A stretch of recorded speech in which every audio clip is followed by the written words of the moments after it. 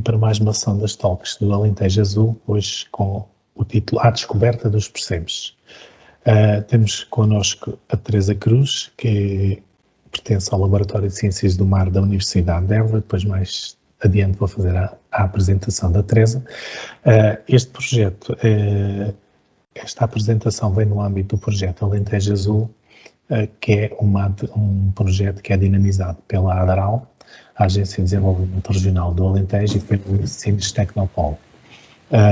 Vou fazer aqui uma pequena apresentação daquilo que é o projeto Alentejo Azul, antes de iniciar propriamente a conversa com a Teresa, para também saberem quais são os objetivos deste projeto e aquilo que se pretende fazer.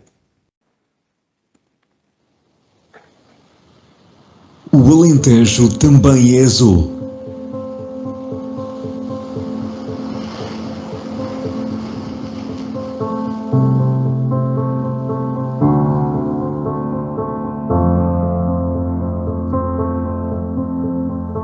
Existem muitos recursos e oportunidades para o desenvolvimento de negócios no âmbito da economia do mar e dos recursos hídricos. Existem entidades de ensino superior e centros de investigação associados ligados ao mar e aos recursos hídricos. O Alentejo Azul pretende identificar recursos e oportunidades na região, dar a conhecer casos de sucesso no setor, dar a conhecer boas práticas internacionais, estimular o empreendedorismo e o desenvolvimento de ideias e empresas inovadoras. O Alentejo também é azul.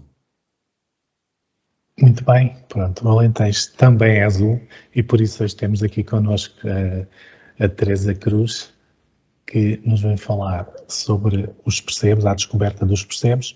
O percebe está entre as espécies de crustáceo mais apreciadas na Península Ibérica, pelo menos, representando-se como um dos recursos vivos do litoral rochoso português, com maior relevância económica no mercado ibérico. A Teresa Cruz, que está aqui connosco hoje, pertence ao Laboratório de Ciências do Mar da Universidade de Évora, é bióloga, investigadora aqui no Polo de Investigação do Mar em Sines. Ela depois, se quiser, pode falar um pouco mais sobre aquilo que faz. Dedica-se ao estudo do percebo há muitos anos,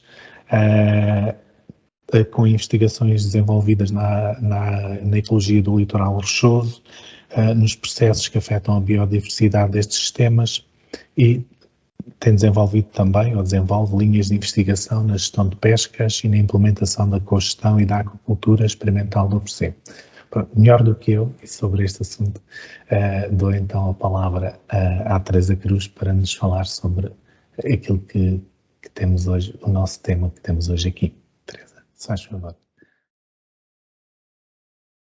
Então, boa tarde a todos, espero que estejam aí desse lado. Queria começar por agradecer ao Joel e ao Sines Tecnopol e ao projeto Alentejo Azul por este convite, para estar aqui a falar neste bocadinho de tarde dos percebes. Efetivamente, como o Joel disse, há muitos anos que estudo os percebes, tenho feito bastante investigação, vários projetos, e o convite, o desafio aqui é precisamente falarmos um bocadinho de uma forma muito sumária sobre esta espécie, sobre os problemas relacionados também com esta espécie, o que nós sabemos e o que nós não sabemos.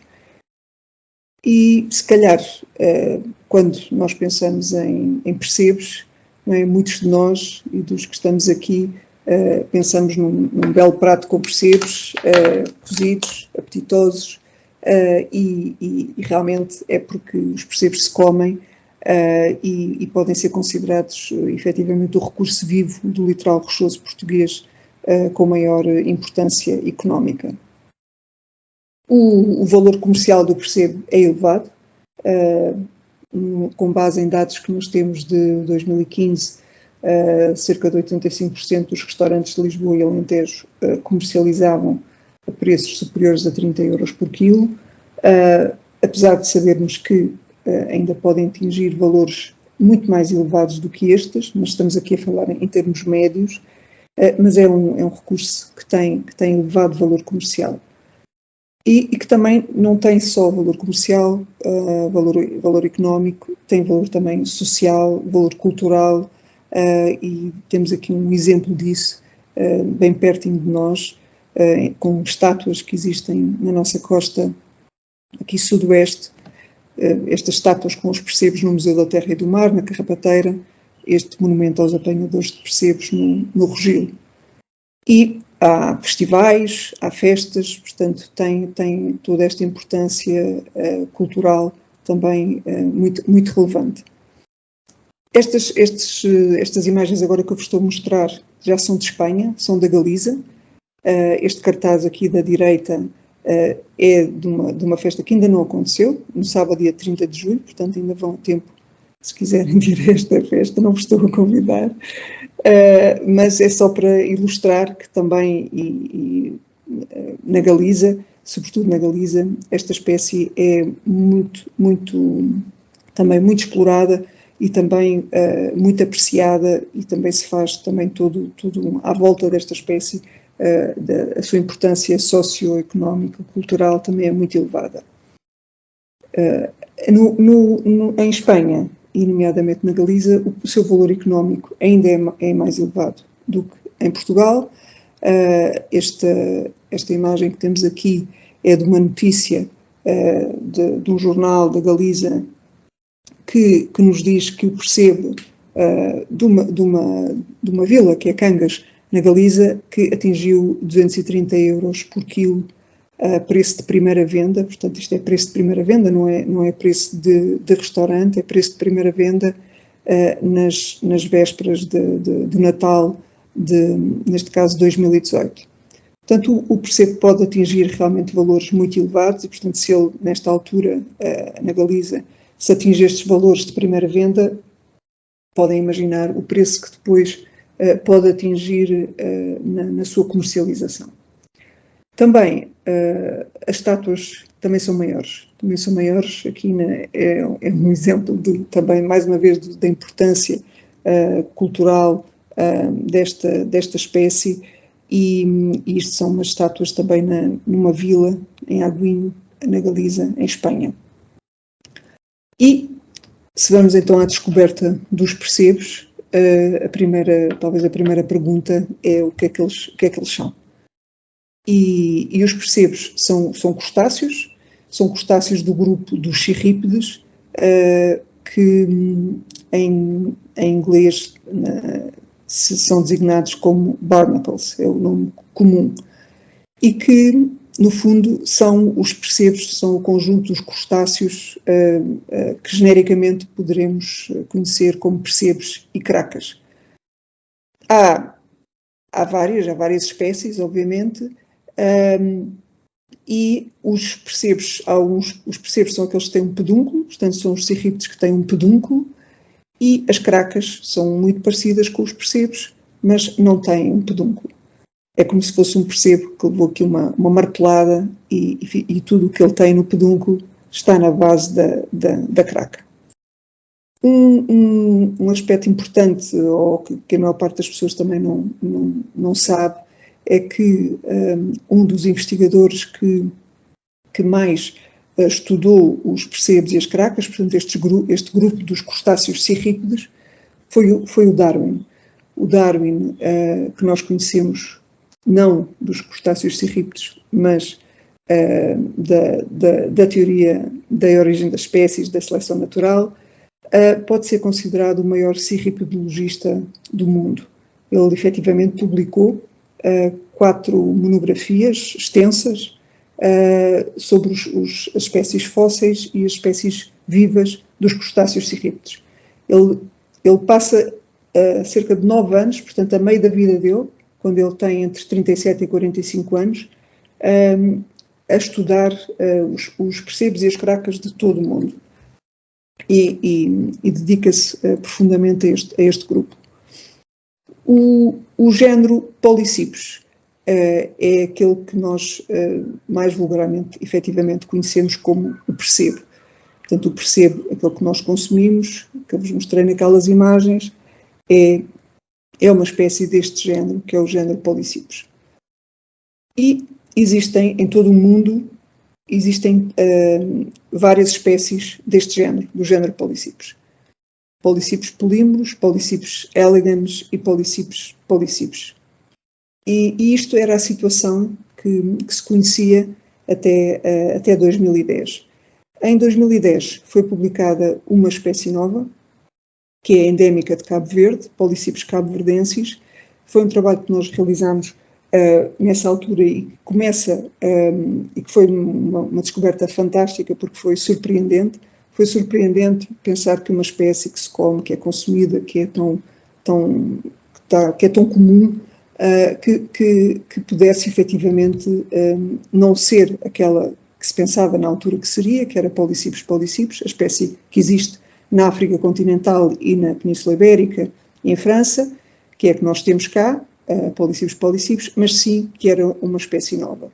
Este trabalho começa com estudos que foram feitos pela Joana Fernandes de genética das espécies do percebo, e em que se viu que efetivamente esta espécie de Cabo Verde está afastada, já se afastou da espécie continental africana e europeia há muitos milhões de anos e que não há trocas entre elas.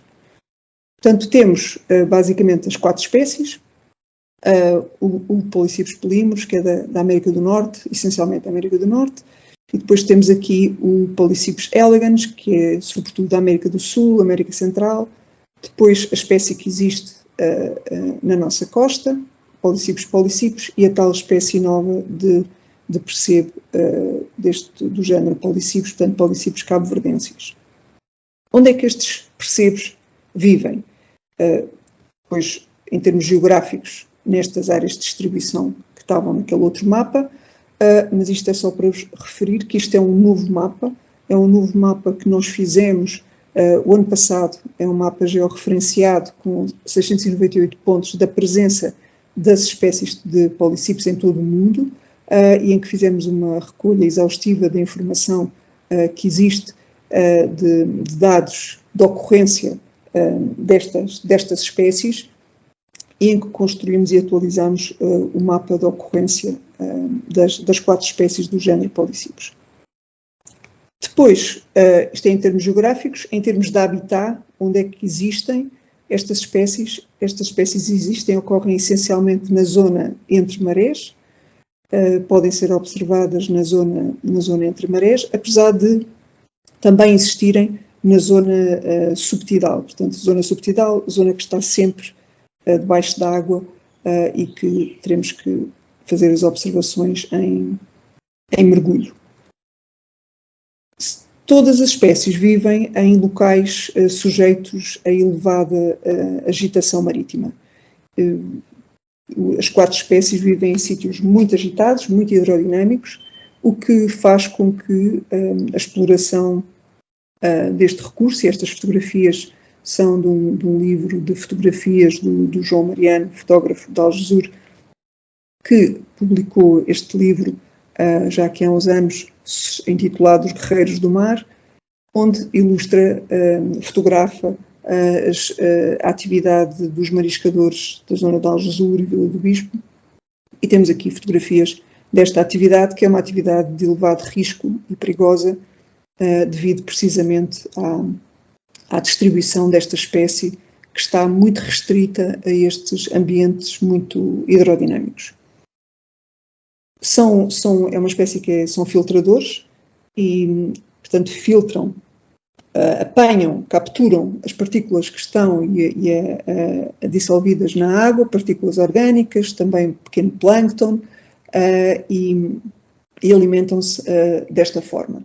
Alimentam-se utilizando os cirros, que já vamos ver aqui mais à frente, que eu vou já mostrar deles, que eles se chamam cirríptes, porque têm cirros. Qual é que é o ciclo de vida de um percebo?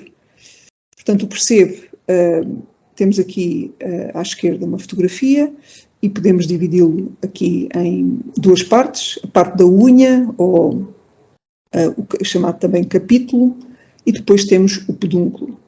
E logo aqui dentro da unha há aqui umas estruturas que são os apêndices, que são designados por cirros. São o equivalente, eles são crustáceos, portanto, são os equivalentes, no fundo, às patas dos caranguejos ou de um camarão, e são estes cirros que saem desta cavidade do percebo ou da craca e que vão depois capturar as tais partículas que estão na água.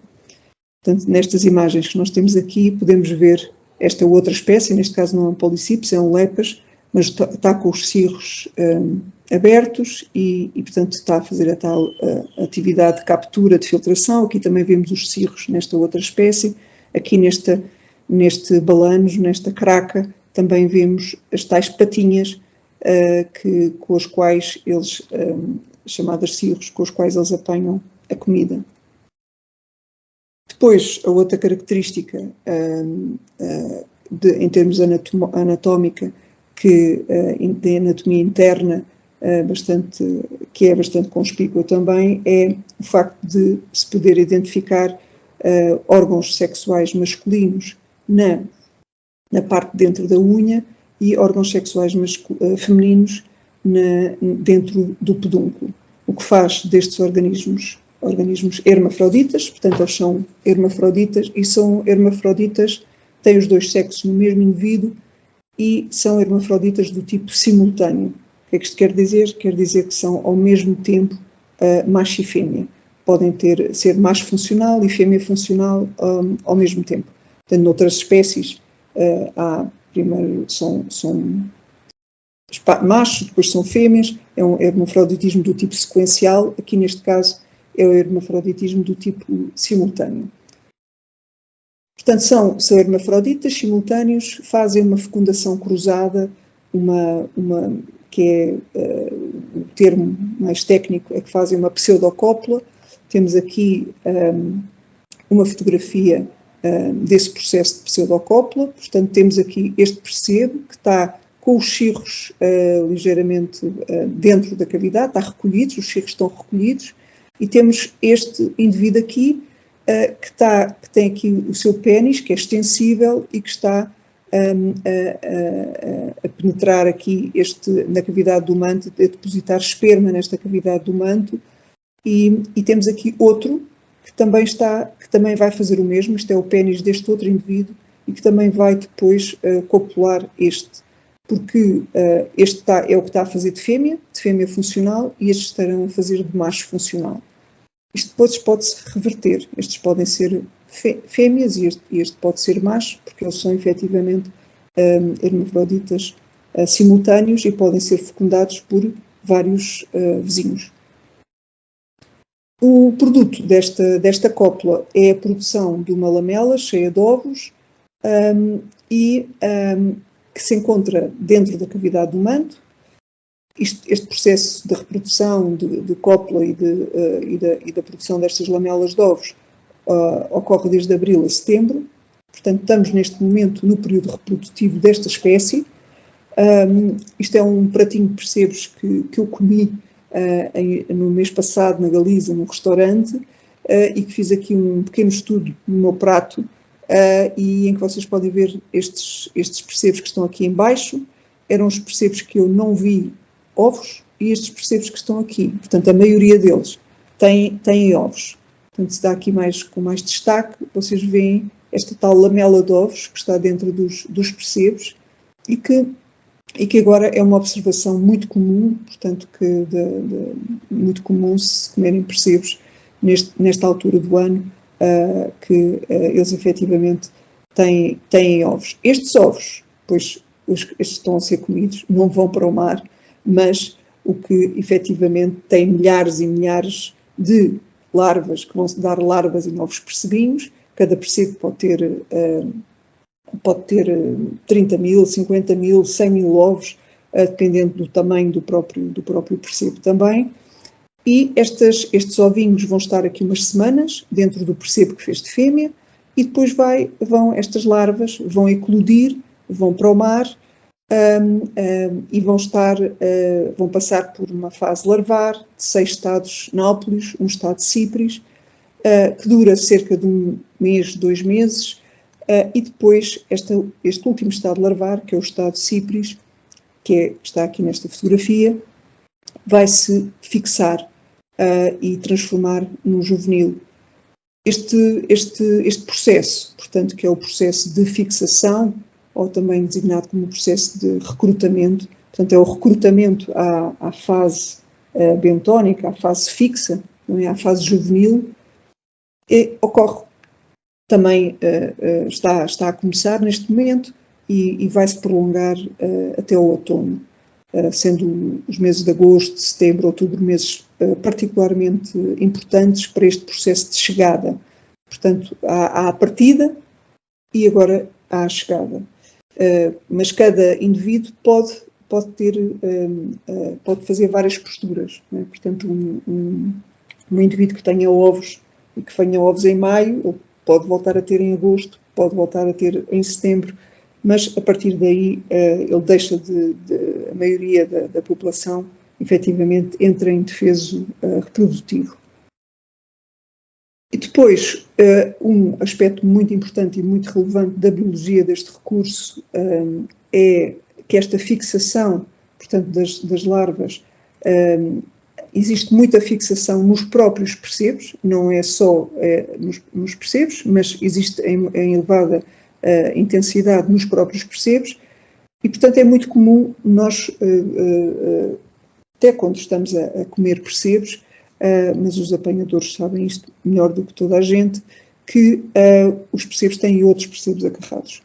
O que faz com que o processo de apanha implica sempre uma apanha de indivíduos que não têm o tamanho comercial, que não vão ser consumidos, devido a este processo biológico de fixação, de se fixarem realmente as larvas, de muitas se fixarem nos percebes adultos e nos percebes juvenis que já estão fixos nas rochas. Depois, uma vez fixos, o processo de crescimento é um processo que nós temos estudado nos últimos anos e cujos resultados apontam para que exista uma grande variabilidade deste crescimento. Ainda temos muito por conhecer sobre o processo de crescimento, porque ele é muito variável, mas as nossas estimativas apontam que necessita pelo menos de 1 ano para atingir tamanho comercial e tal como está estabelecido na lei. Em relação à exploração do percebe, a exploração do percebe vem, há registros da presença de restos destas espécies do género Polycipes em concheiros pré-históricos, sobretudo do Mesolítico e do Neolítico, na Península Ibérica, no Norte de África e também na costa oeste da América do Norte e também em França. E estes são restos que podemos encontrar nesses concheiros pré-históricos e que são reveladores da presença desta espécie, das espécies do género Polycipes. E hoje o que nós sabemos é que todas as espécies são exploradas ao longo das suas áreas de distribuição. Existem várias pescarias em todo o mundo e, portanto, em todas as espécies são exploradas. A espécie mais explorada, de acordo com um estudo de revisão que nós fizemos no ano passado, é efetivamente a espécie que existe na nossa costa, em Portugal, em Espanha, que é Polycipes polycipes, a espécie europeia e do Norte de África. Isto são imagens da exploração da espécie do percebe que existe na costa oeste da América do Norte. Isto são imagens do Canadá, na ilha de Vancouver, onde também há apanha e exploração do percebe.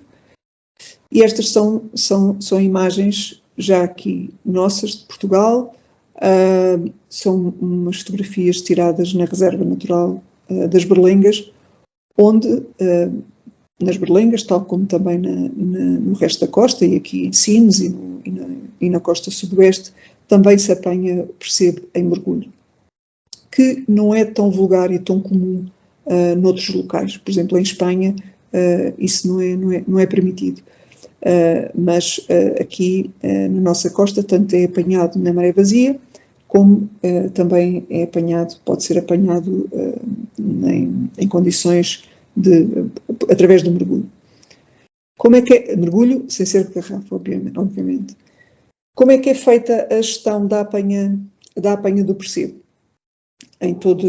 Temos, portanto, várias situações, e o que nós fizemos num trabalho de revisão que fizemos o ano passado foi que considerámos várias categorias de gestão, vários níveis de gestão, e que depois tentámos classificar todas estas pescarias num destes níveis. As categorias que nós considerámos foram as seguintes, tendo em conta que o conceito de cogestão que nós utilizamos foi que era quando existia ou quando era realizada algum tipo de consulta aos mariscadores, portanto aos utilizadores. Portanto, identificámos 3 níveis de cogestão. Um nível de cogestão incipiente, quando existia um mecanismo da administração de consulta aos utilizadores, mas em que todas as decisões são tomadas pela administração.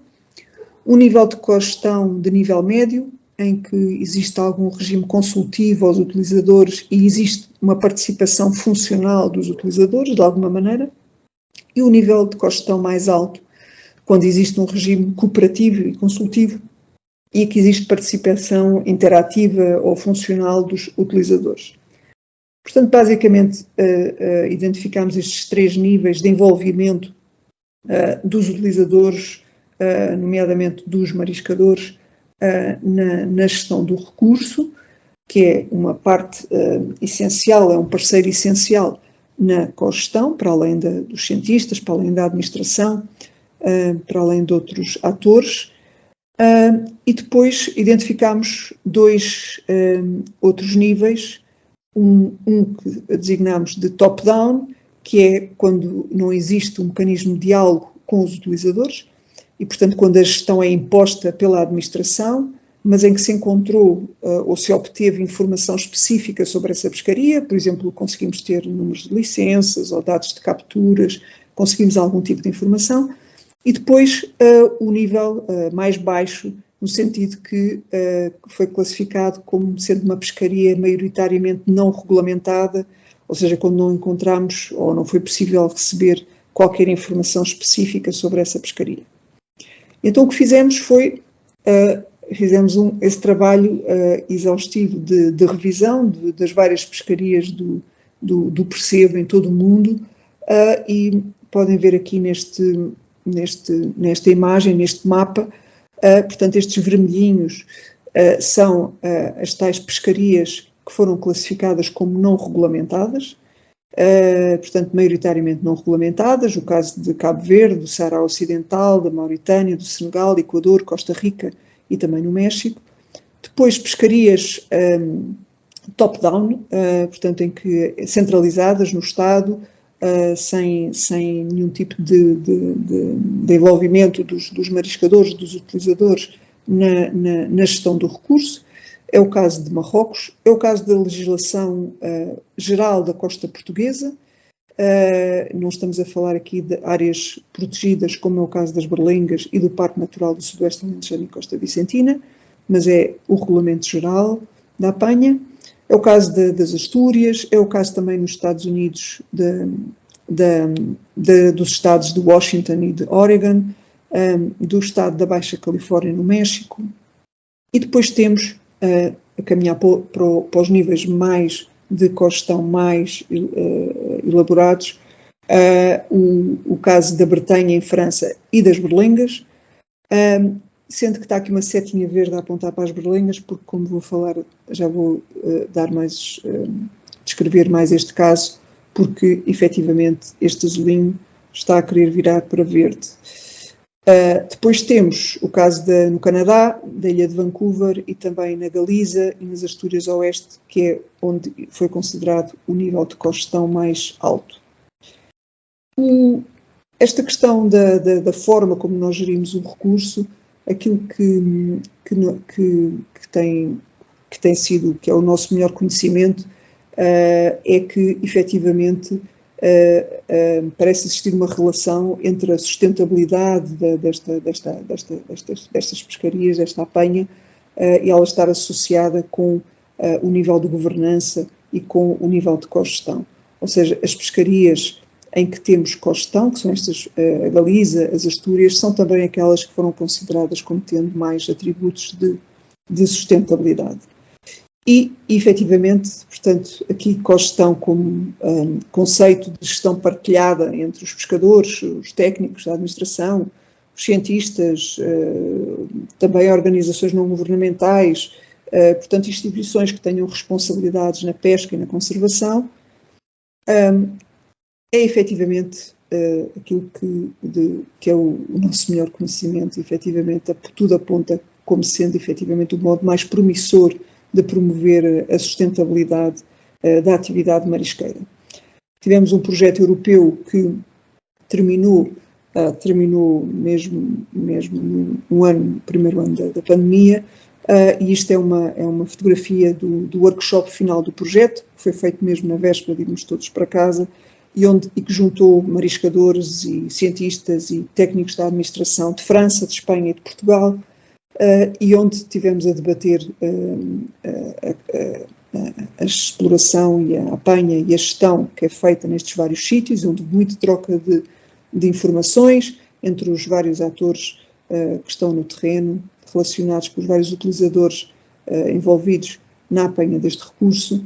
E das conclusões deste workshop foi que um dos problemas transversal a todas as pescarias, mesmo as pescarias que têm níveis de cogestão alto, é o furtivismo.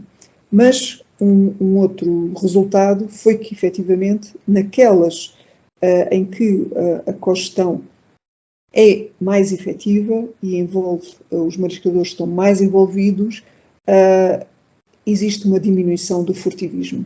E, portanto, há aqui uma relação muito favorável entre a cogestão como meio também para diminuir o furtivismo e a apanha ilegal que pode ser realizada sobre esta espécie. Voltando aqui à nossa costa, a costa portuguesa, houve um projeto que também terminou recentemente, chamado Copesca 2, onde também a Universidade de Évora participou, de implementação do Comitê de Cogestão para a apanha de percebo na Reserva Natural das Berlengas. Durante este projeto, foi publicado o Decreto-Lei 7320, que aprova e que está agora legislado na legislação portuguesa pela primeira vez ao conceito de cogestão. Portanto, desde setembro de 2020 que a cogestão está prevista na legislação portuguesa. Durante muitos anos em que se falou de cogestão e que era o caminho e que devíamos ir por aí, um dos entraves que existia sempre era, mas a legislação portuguesa não o permite e, portanto, isto ainda é um caminho longo a percorrer. E, efetivamente, desde 2020 que o caminho foi aberto legalmente através desta legislação, e no final do ano passado saiu a primeira portaria de cogestão de uma pescaria em Portugal, portanto não é da apanha do percebo, é de uma pescaria em geral em Portugal, e foi precisamente com a apanha do percebo na Reserva Natural das Berlengas. Portanto, é um projeto, instalou-se e criou-se o Comitê de Cogestão, onde nós também participamos, e que está agora a dar os primeiros passos com tudo o que isso implica de complexidade, por ser uma primeira vez e por ser uma coisa pioneira em Portugal. Aqui no nosso Cabo de Sines tivemos também um projeto que terminou no final do mês passado, o projeto Alpercebo, também aqui com os apanhadores, com os mariscadores e da Associação dos Mariscadores da Terra de Vasta Gama e também com os armadores, com a Associação de Armadores e com a ADL, em que o objetivo era não só conhecer melhor o estado do percebo no Cabo de Sines, mas tentar alterar a gestão que era feita, que é exercida aqui no Cabo de Sines, através de transferência de conhecimentos entre cientistas e pescadores. Este projeto, como disse, terminou no mês passado. Acho que aprendemos muita coisa, mesmo muita coisa. Houve aspectos que correram bem, outros que não correram tão bem, e penso que se abriram algumas portas e que serão importantes no futuro para continuar e tentar alterar efetivamente a gestão que é feita neste local que é sujeito a uma elevada pressão sobre este recurso. A pergunta que se costuma fazer sempre, e que em todos estes anos que estudo os percebes também várias vezes se atravessou no meu caminho, é efetivamente se os percebes não se podem cultivar. Sobre esta pergunta, tivemos também 2 projetos de aquacultura experimental. Um primeiro projeto que visava compreender se havia viabilidade biológica e económica da aquacultura do percebe, e depois seguiu-se um segundo, também que já bebeu dos resultados do primeiro e das dificuldades que nós tivemos no primeiro projeto. Um dos aspectos mais relevantes destes projetos foi porque assentou muito na descoberta de um processo que permite obter capturar larvas e juvenis de percebe. Esse processo foi patenteado, portanto temos a patente europeia desse modo, no fundo, de conseguir obter essas larvas e esses juvenis, e que esteve muito na origem, portanto, destes 2 projetos, e que resultou, a principal conclusão é que, efetivamente, nós conseguimos, com vários problemas pelo caminho, mas conseguimos que, efetivamente, que seja viável biologicamente, apesar de ainda existirem muitas questões por resolver, mas deu-se um passo fundamental, inicial, porque que nós tínhamos conhecimento, não há casos de sucesso da aquacultura de percebe em sítio nenhum do mundo, e portanto este passo foi fundamental. Em termos económicos, também ainda há questões por resolver, porque os métodos que nós testamos ainda não são viáveis do ponto de vista económico. Portanto, ainda há aqui caminho para percorrer, mas abriram-se aqui algumas portas fundamentais. Estamos um pouco também à espera de novas candidaturas de projetos em que possamos seguir esta linha de investigação da aquacultura experimental do percebe.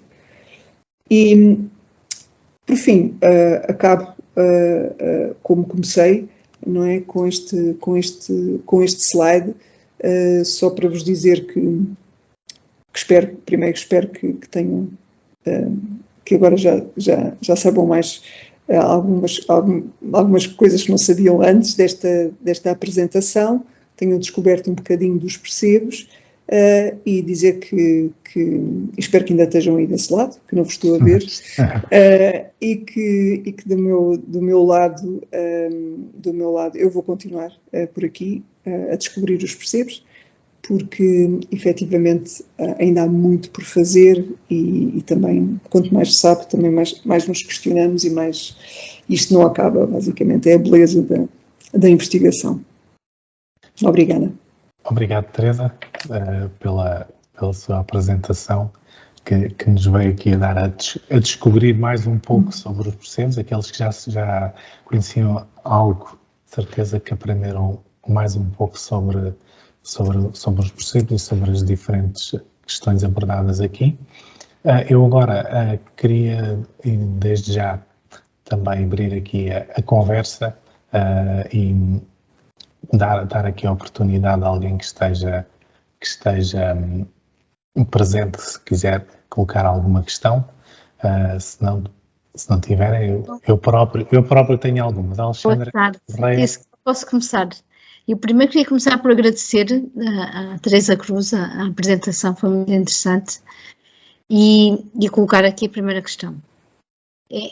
Relativamente à última investigação que fizeram, que tem a ver com a aquacultura, não é, do Percebe, o que é que falta ainda investigar, ou o que é que falta fazer para tornar comercializável o Percebe da aquacultura? Que passos é que falou que seria necessário ainda mais alguns projetos para conseguir desenvolver esta metodologia ou esta técnica, mas o que é que falta, exatamente?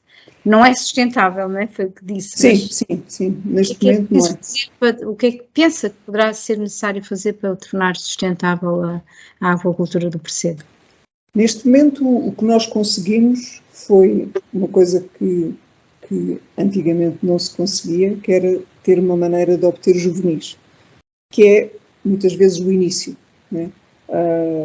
Noutras aquaculturas podem-se comprar os juvenis, se houver uma maternidade que os produza. No caso do mexilhão, vai-se apanhar a semente, como é designado, dos pequenos juvenis para se pôr a crescer em cordas. Ora, no caso do Percebe, isso não existia. E portanto, foi o primeiro passo. Depois, o que nós fizemos foi, efetivamente, pôr esses percebes que tínhamos conseguido obter, esses juvenis que conseguimos obter, em cultivo em áreas mais abrigadas, que nos permitisse fazer esse processo de cultivo. E aí tivemos vários problemas relacionados com o fouling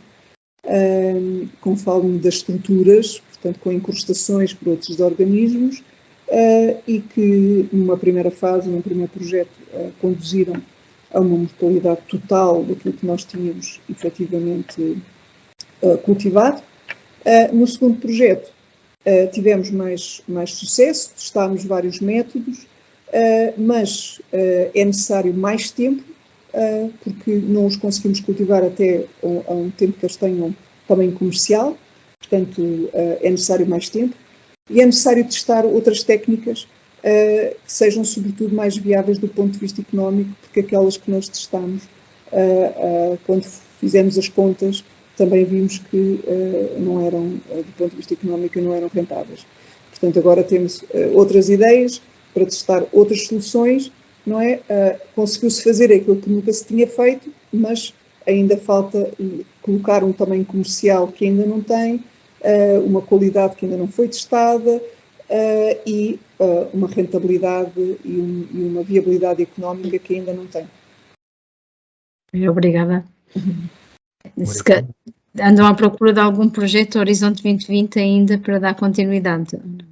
Pronto, andamos à procura, efetivamente, de que abram candidaturas para isso, nomeadamente o Alentejo 2030 e que era ir agora destes novos fundos. Okay. Se souberem alguma coisa, depois... Vamos estar atentos e aliar estas duas questões da investigação científica com a parte da sustentabilidade económica. Exatamente. Ok. Muito obrigada.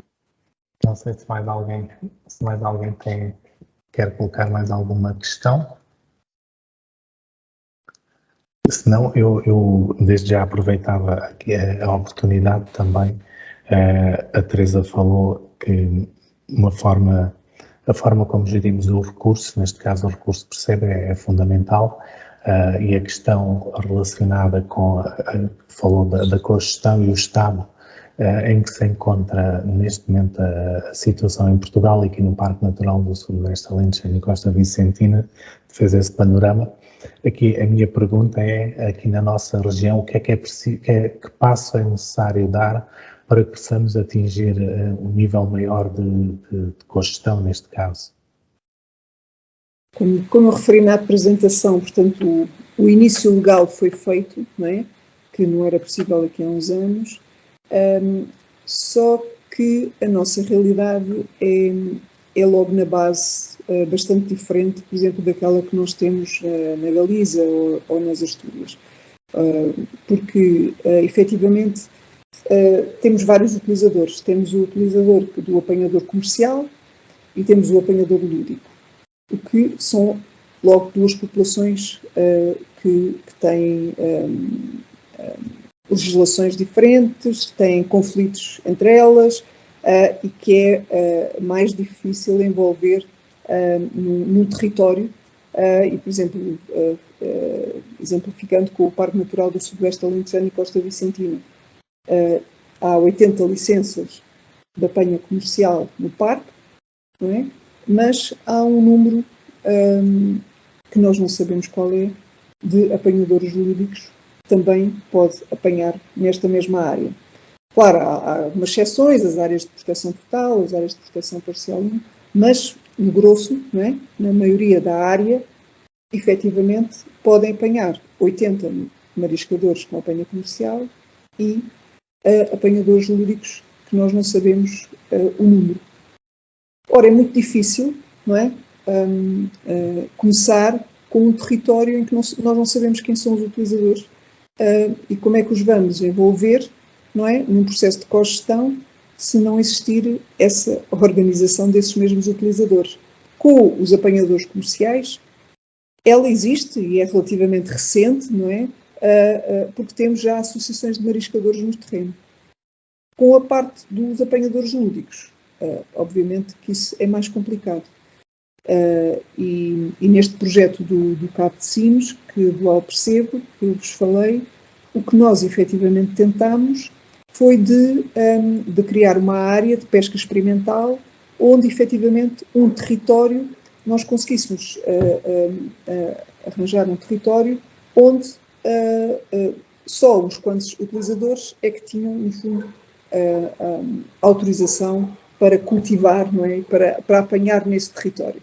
Porque transversalmente aqui é esta ideia da cogestão, tal, aquilo que muitos chamam como uma passagem de uma mentalidade mais de pescador para uma mentalidade mais de agricultor.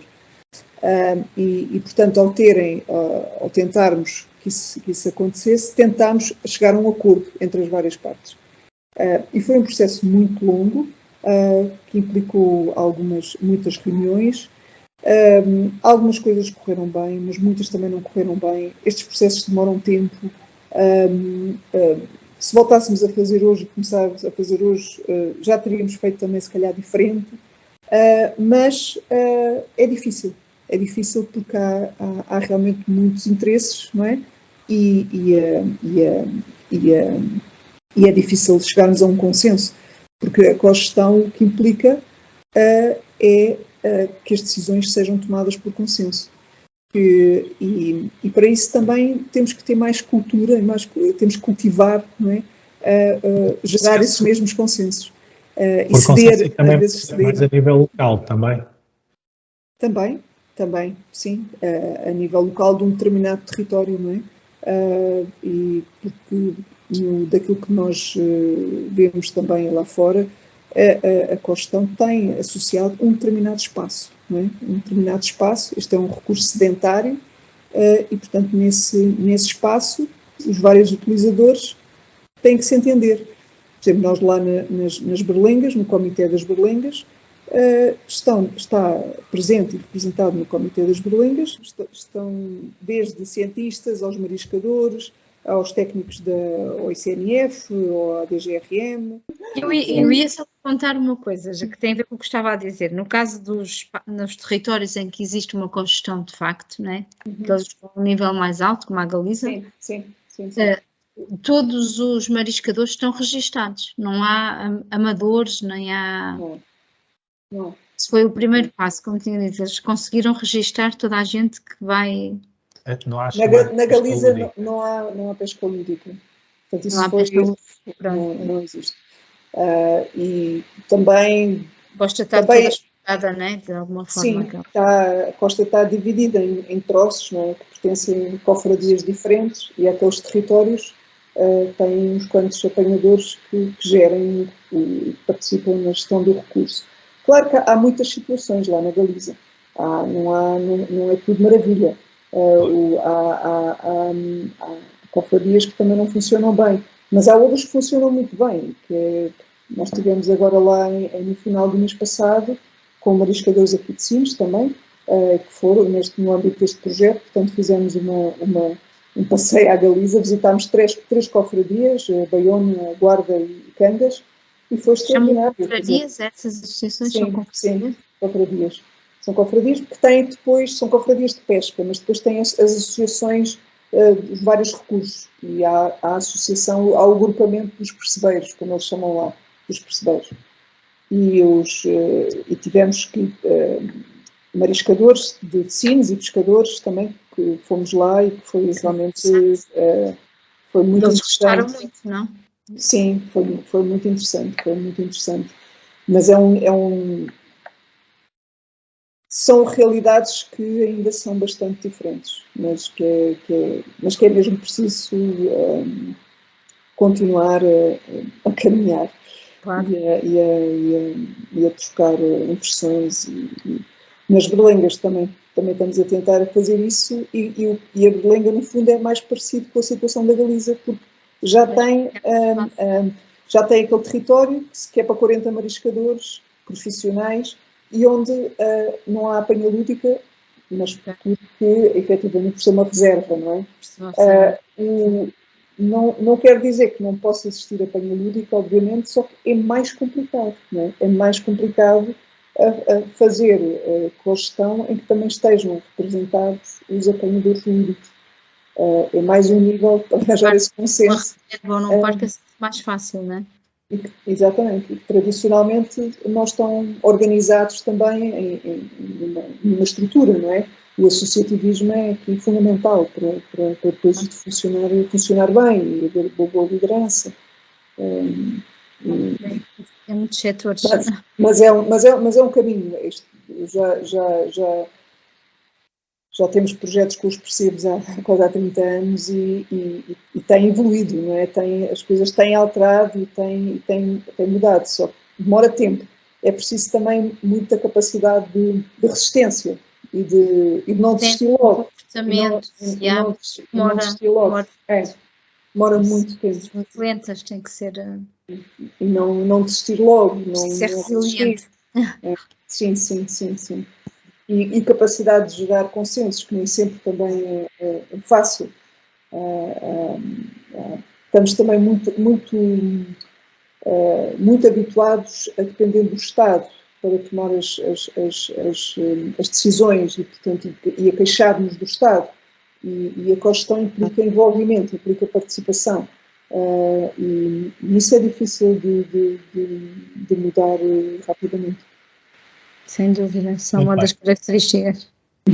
Tinha aqui uma questão que a Teresa falou, a reprodução dos percebes é de abril a setembro. Como é que isto é conjugado com o defeso que existe aqui, por exemplo, na nossa costa, em que só determinadas alturas é que se pode apanhar?